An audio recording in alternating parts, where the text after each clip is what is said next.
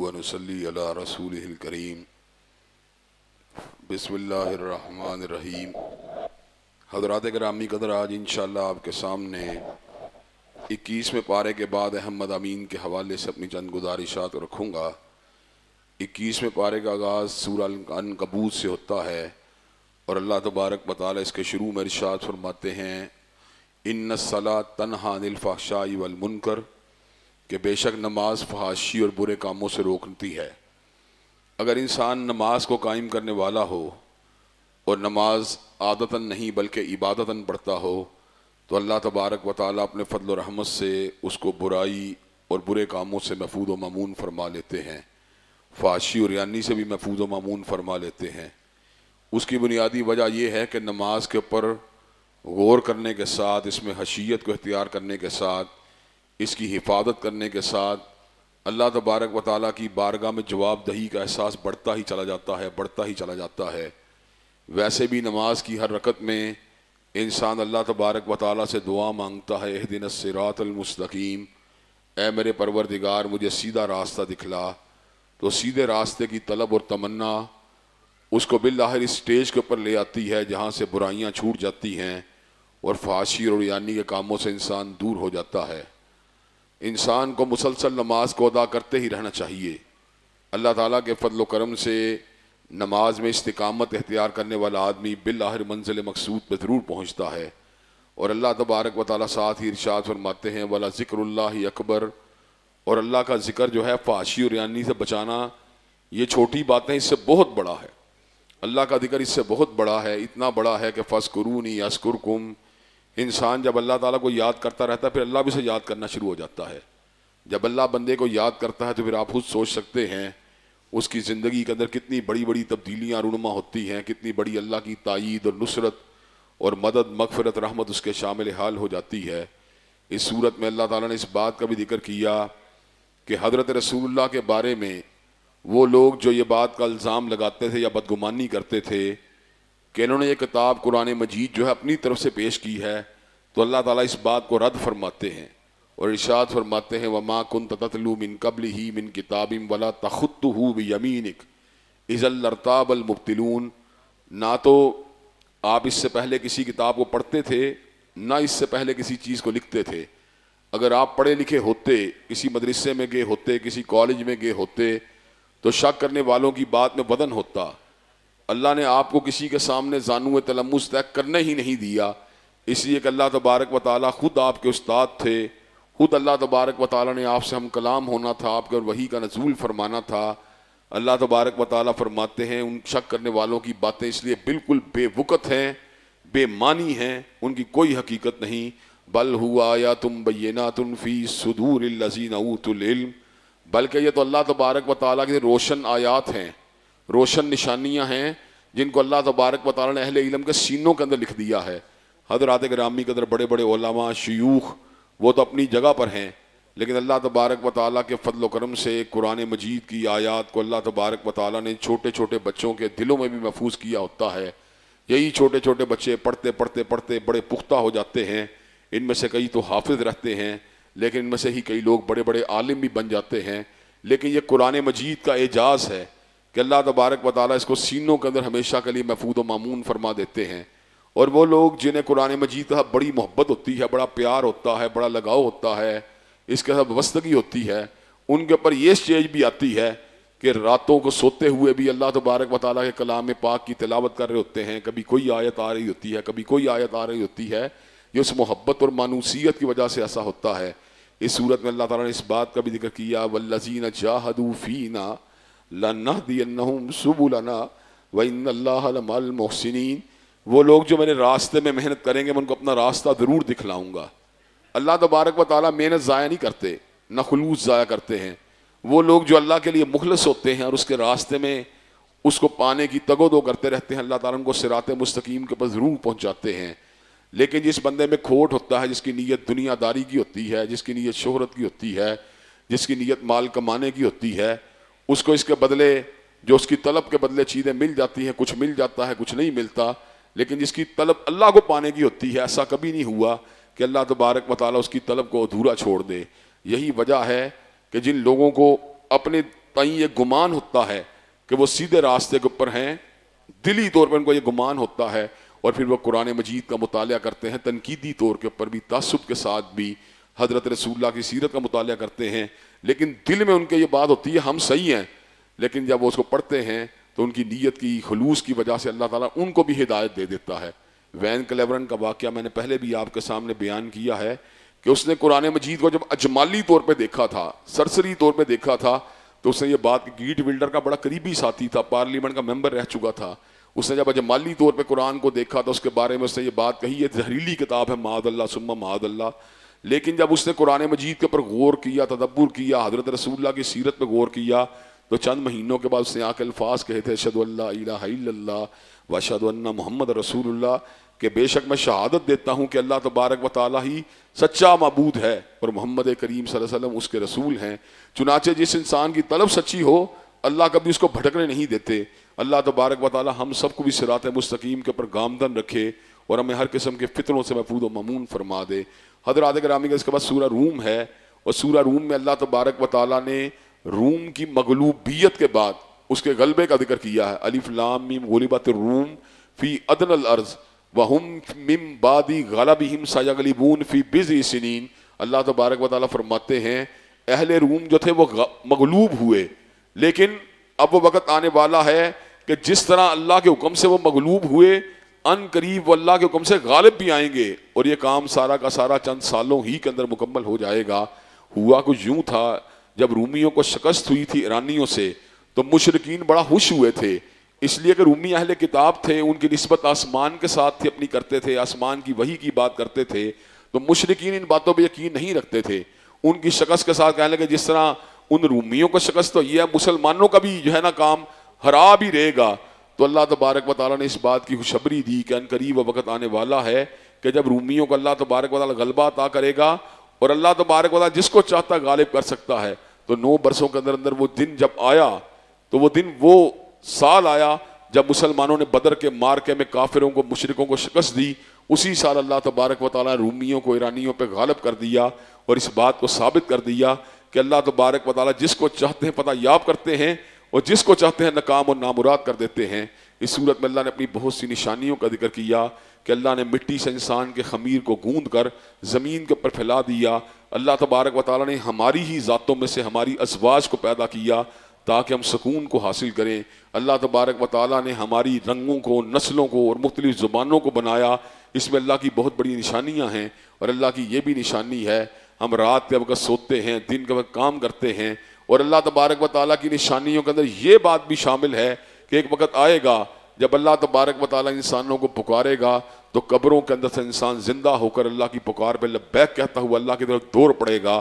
کئی انسانوں کی یہ بدگمانی ہے، یحسب الانسان ولن نجمع عظاما، کہ شاید اللہ ہڈیوں کو دوبارہ زندہ نہیں کر سکتے، جبکہ اللہ کی قدرت کاملہ کا عالم یہ ہے بلا قادرین علی نسویہ بنانا، اللہ تو انگلیوں کے پوروں کو بھی دوبارہ بنانے پہ قادر ہیں۔ تو اللہ تبارک و تعالیٰ کے لیے کوئی بات مشکل نہیں۔ اس صورت میں اللہ نے اس بات کا بھی ذکر کیا وَمَا آتَيْتُم مِّن رِّبًا لِّيَرْبُوَ فِي أَمْوَالِ النَّاسِ فَلَا يَرْبُ عِندَ اللَّهِ وَمَا آتَيْتُم مِّن زَكَاةٍ تُرِيدُونَ وَجْهَ اللَّهِ فَأُولَٰئِكَ هُمُ الْمُضْعِفُونَ، کہ وہ سود جو تم لیتے ہو، جس کا مقصد ہوتا ہے اپنے مالوں کو پرورش دینا، اللہ اس کی پرورش نہیں ہونے دیتا، اور زکوٰۃ جو تم دیتے ہو اللہ تعالیٰ کی رضا کے لیے، اللہ کے چہرے کی زیارت کے لیے، اللہ اس زکوٰۃ کو بڑھاتا ہے۔ یمحق اللہ الربا، اللہ سود کے مچ کو مارتے ہیں، ویربی الصدقات، اور صدقات کے اندر اضافہ کرتے ہیں۔ یہ پوری کی پوری لائف کے اندر آپ اس بات کے اوپر غور کیجئے، جو خرچتا ہے کبھی غریب نہیں ہوا، اور جو سود لیتا ہے جلد یا بدیر اس کی تباہی لوگ اپنی آنکھوں سے دیکھ رہے ہوتے ہیں۔ میں نے کئی ایسے لوگوں سے زندگی میں ملاقات کی جنہوں نے سودی پیسے کے ساتھ بڑی بڑی مرسڈیز گاڑیاں، بڑی بڑی BMW گاڑیاں خرید لیں، لیکن چند سالوں کے بعد پھر ان کی معیشت سکڑنا شروع ہوئی، اور ان کو یہ بات سمجھ میں آ گئی کہ اللہ اور اس کے رسول کا جنگ کبھی بھی فائدہ مند ثابت نہیں ہو سکتی۔ حضرات گرامی کا صورت میں اللہ نے اس بات کا بھی ذکر کیا ظہر الفساد فی البر والبحر بما کسبت ایدی الناس، کہ خشکیوں اور تریوں میں انسانوں کی بدعملی نے فساد کو ظاہر کر دیا ہے۔ خشکیوں تریوں کا فساد کیسے دور ہوگا؟ انسان کی انفرادی زندگی ہو یا اجتماعی زندگی ہو، اس کے مسائل کو حل کرنے کا ایک ہی طریقہ ہے کہ اللہ تبارک و تعالیٰ سے رجوع کیا جائے. اگر انسان توبہ کرے، استغفار کرے، رجوع کرے تو انشاءاللہ اللہ تبارک و تعالیٰ اس کے تمام معاملات کی اصلاح فرما دے گا.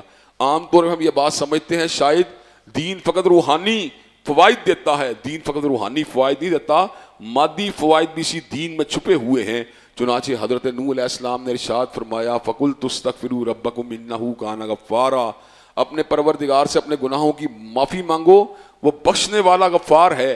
یرسل السماء علیکم مدرارا، وہ تمہارے اوپر خوب فراواں بارشوں کا نزول کرے گا. وَيُمْدِدْكُمْ بِأَمْوَالٍ وَبَنِينَ، وہ تمہارے مال کو بھی بڑھا دے گا، تمہارے بیٹوں کو بھی بڑھا دے گا. وَيَجْعَلْ لَكُمْ جَنَّاتٍ وَيَجْعَلْ لَكُمْ أَنْهَارًا، تمہارے لیے باغات کو بھی تیار کر دے گا اور تمہارے لیے دریاؤں کو بھی رواں فرما دے گا. آپ غور کیجئے حضرت نوح کی اس بات کے اندر کون سی روحانی بات ہے. سارے کے سارے مادی فوائد بھی اگر حاصل ہوں گے تو اللہ تبارک و تعالیٰ کے فضل و کرم سے دین کی برکت کے ساتھ حاصل ہوں گے. اس صورت میں اللہ نے اس بات کا بھی ذکر کیا کان حقا علینا نصر المومنین، ہم نے اپنے ذمے اس بات کو لے لیا ہے کہ ہم مومنوں کی مدد ضرور بضرور کریں گے. اللہ تبارک و تعالیٰ ضرور بضرور اہل ایمان کی مدد کرتا ہے. کرائسس سے ان کو باہر نکالتا ہے، غم سے ان کو نجات دیتا ہے، بھوک سے ان کو نجات دیتا ہے، بد امنی سے ان کو نجات دیتا ہے.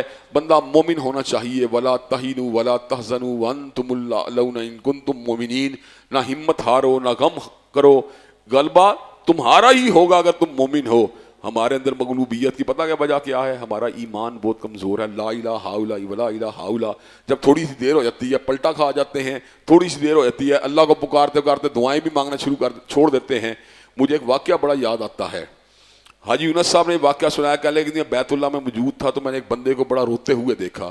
بندہ رو رو کے اللہ سے ایک ہی دعائیں مانگ رہا تھا، کہہ رہا تھا اللہ تعالیٰ میرا خاتمہ بالخیر کر، اللہ میرا خاتمہ بالخیر کر، اللہ میرا خاتمہ بالخیر کر. حاجی صاحب بڑے حیران ہوئے، کہنے لگے میرے دل میں خیال آیا کیا وجہ ہے یہ بندہ خاتمہ بالخیر کی اتنی دعائیں کیوں مانگ رہا ہے؟ کہ میں اس کے پاس چلا گیا. میں نے کہا ہر بندے کو خاتمہ بالخیر کی طلب ہوتی ہے، لیکن میں نے بیت اللہ میں آج سے پہلے اتنا گڑگڑاتا کسی بندے کو نہیں دیکھا. اس نے کہا بزرگوں آپ کو کیا بات بتلاؤں، میرا ایک بھائی تھا، وہ بڑا ہی دیندار تھا، اللہ پہ یقین رکھنے والا تھا، ایک لمبی بیماری کی لپیٹ میں آ گیا، بیماری بڑی سخت تھی. ایک دن ہسپتال کے بستر کے بیٹھا ہوا، کہنے لگا ذرا قرآن مجید لے کے آنا، ہم نے سمجھا پڑھنا چاہتا ہے. قرآن مجید پکڑ کہنے لگا میرا اس کتاب پہ نہ ایمان ہے نہ تیری ذات پہ ایمان ہے. اسی وقت موت آ گئی. حضرات گرامی کے کئی مرتبہ انسان کے اوپر ایسے مراحل آ جاتے ہیں، لیکن انسان کو اپنے ایمان کو مضبوط رکھنا چاہیے اور اللہ کی ذات کے اوپر یقین رکھنا چاہیے. ما اصاب من مصیبت الا باذن اللہ، ما اصاب من مصیبت الا باذن اللہ ومن یؤمن باللہ یہدی قلبہ. جتنے بھی مصائب آتے ہیں اللہ کے حکم سے آتے ہیں. جس کا ایمان مضبوط ہوتا ہے اللہ اس کو نکلنے کا راستہ بھی بنا دیتے ہیں. اس کے بعد سورہ لقمان ہے، اور سورہ لقمان میں اللہ تبارک و تعالیٰ نے حضرت ابراہیم علیہ السلام کے بعد اور حضرت یعقوب علیہ السلام کے بعد دو مقدس باپوں کا ذکر تو ہم نے پڑھا ہے. حضرت ابراہیم علیہ السلام بھی مقدس باپ تھے، حضرت اسماعیل کی تربیت کی، حضرت اسحاق کی تربیت کی. حضرت یعقوب بھی بڑے زبردست باپ تھے، اپنے بیٹوں کی ہمیشہ اصلاح کا کام انجام دیتے رہے. حتیٰ کہ جب آخری وقت آیا ان سے ایک ہی بات پوچھی، ما تعبدون من بعدی، میرے بیٹوں اب جانے کا وقت آ گیا، میرے بعد کس کی پوجا کرو گے؟ تو بیٹوں نے کہا نعبد الہک و الہ آبائک ابراہیم اسماعیل اسحاق الہا واحدا. بابا کوئی گھبرانے کی ضرورت نہیں، آپ دنیا سے چلے بھی گئے تو ہمارے بارے میں فکر نہ کرنا، انشاءاللہ توحید کے اوپر رہیں گے، حضرت ابراہیم کی ملت پر رہیں گے، حضرت اسماعیل حضرت اسحاق کے دین پر رہیں گے، بابا ہمارے بارے میں غم نہ کرنا. تو کئی باپوں کو بڑی فکر ہوتی ہے اپنی اولادوں کے دین کی. تو کئی باپ ایسے ہوتے ہیں اپنے بچوں کو بس یہی بتاتے رہتے ہیں یار فلاں بینک میں میرا اکاؤنٹ ہے، فلاں جگہ میرا پلاٹ ہے، فلاں جگہ میرا زیور ہے. جب دین کی بات آتی ہے کچھ بھی نہیں بتلاتے. حضرات گرامی کہ اللہ تبارک و تعالی ہمیں ایسی بصیرت دے کہ ہم اپنے بچوں کے دین کے بارے میں جو ہے فکر مند ہوں. اللہ نے قرآن میں کہا ہے قوا انفسکم واہلیکم نارا، اپنے آپ کو بھی آگ سے بچاؤ اور اپنے اہل خانہ کو بھی آگ سے بچاؤ. تو حضرت لقمان بھی ایک بڑے زبردست باپ تھے. انہوں نے اپنے بچے کو بڑی خوبصورت نصیحتیں کی.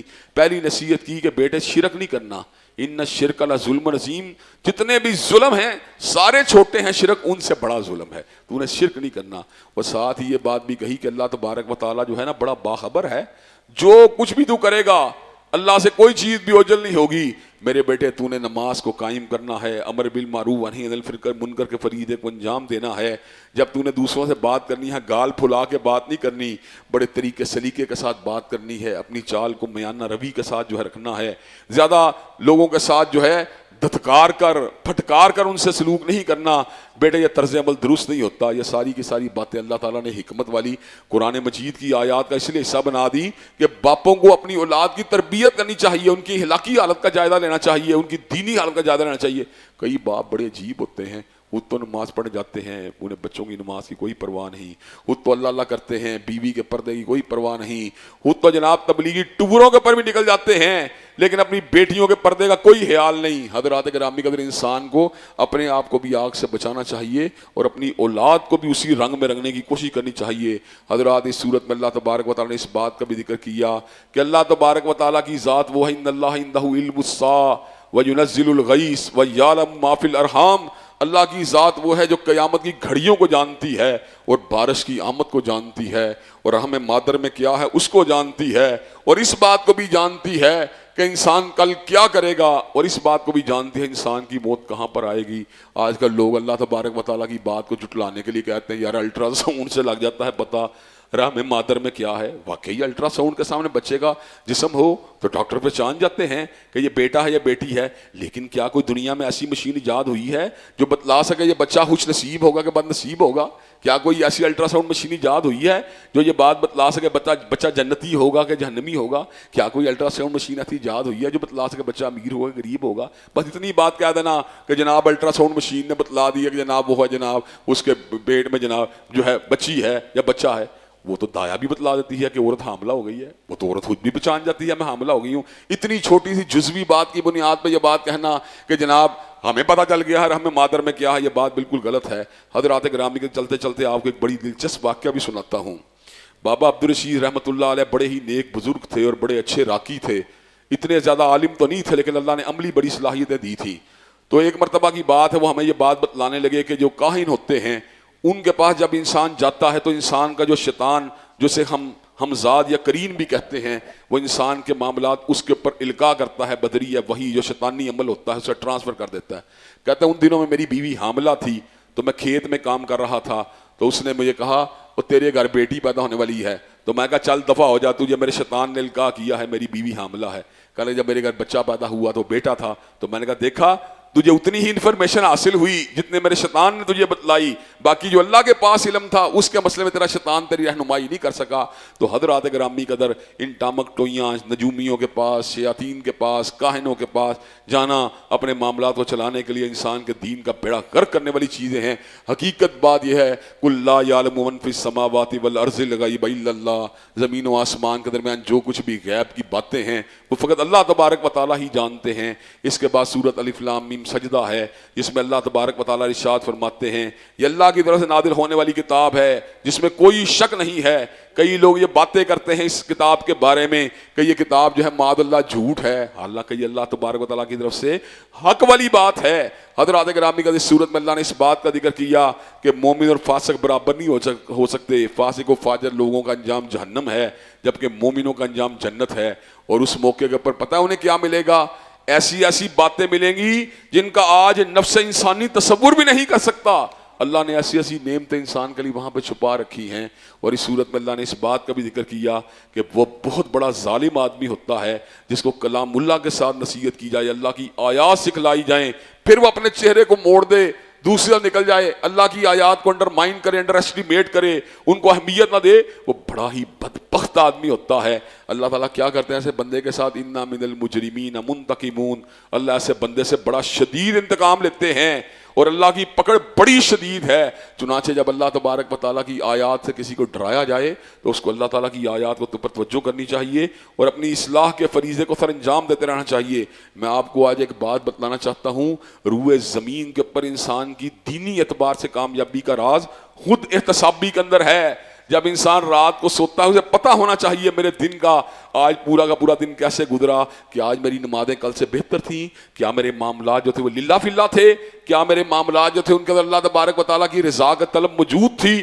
حضرات گرامی کا انسان کو پتہ ہوتا ہے وہ کیا کر رہا ہے۔ بل الانسان ولا نفسہ بصیرا ولو القی معاذیرا، انسان اچھی طرح جانتا ہے اس کے اندر کیا ہے جتنی مرضی چاہے لوگوں کو باتیں سنائے، اس طرح نہیں، اس طرح ہے، اس طرح نہیں، اس طرح ہے، لیکن اللہ کو پتہ ہے اس کے نفس میں کیا ہے، ہر انسان کو بھی پتہ ہوتا ہے اس کے نفس میں کیا ہے.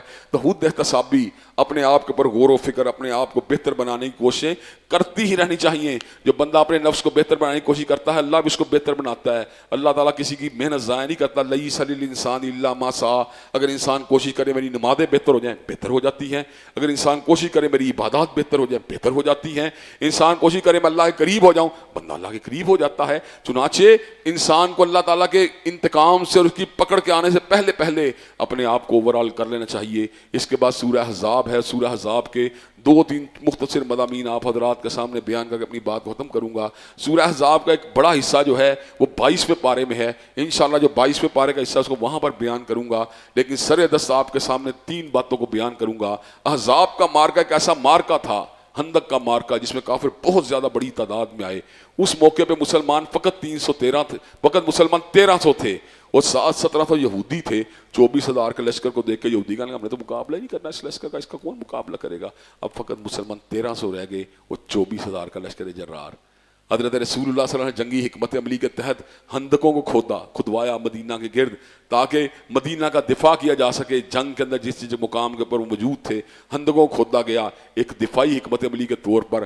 اللہ تبارک و تعالیٰ نے مسلمانوں کی بڑی مدد کی. اللہ تبارک و تعالیٰ نے ہواؤں کو ان کی طرف جنا تیز ہوائیں چلا دی، جس کے نتیجے کے اندر ہانڈیاں، مٹی، سارا جو تھا مٹی گھٹا سارا ان کی آنکھوں میں ڈل گیا. اس کے بعد جب انہوں نے مسلمانوں کا مقابلہ کرنے کی کوشش کی اللہ تعالیٰ نے ان کو مغلوب کر دیا. اللہ تعالیٰ جب چاہیں مسلمانوں کو فتح دینے کے لیے اسباب پیدا کر سکتے ہیں. اصل بات یہ ہوتی ہے مسلمانوں کا توکل اللہ کی ذات پہ ہونا چاہیے. اللہ تبارک و تعالیٰ نے سورۃ میں اس بات کا بھی ذکر کیا، نبی اولا بالمؤمنین من انفسہم وازواجہ امہاتہم. نبی کریم صلی اللہ علیہ وسلم کو مومنوں کی جانوں سے زیادہ ان کو عزیز ہونا چاہیے. اور نبی کی بیویاں مومنوں کی مائیں ہیں. حضرت خدیجہ، حضرت عائشہ، حضرت حفصہ، حضرت ام حبیبہ، حضرت ام سلمہ، حضرت جویریہ، حضرت میمونہ بنت الحارث، یہ ساری ہماری مائیں ہیں. ایک مرتبہ کسی نے حضرت عائشہ کے بارے میں بات کی کہ وہ آپ کو ماں نہیں مانتا، کہا میں تو مومنوں کی ماں ہوں. تو حضرات گرامی کا واقعہ حضرت عائشہ صدیقہ رضی اللہ تعالیٰ عنہا اور دیگر امہات المومنین مومنوں کی مائیں ہیں. اور جو ان کے ماں ہونے سے انکار کرتا ہے ان کی ماں ہونے فرق نہیں پڑے گا، اس کو اپنے ایمان کا جائزہ لینا چاہیے. اور اس صورت میں ایک انتہائی اہم مضمون جس کو انتہائی زیادہ توجہ دینے کی ضرورت ہے، اور آخری مضمون اس صورت کا جو انتہائی قابل توجہ ہے 21ویں پارے میں، لقد کان لکم فی رسول اللہ اسوۃ حسنہ. تحقیق تم لوگوں کے لیے رسول کریم کی زندگی بہترین نمونہ ہے.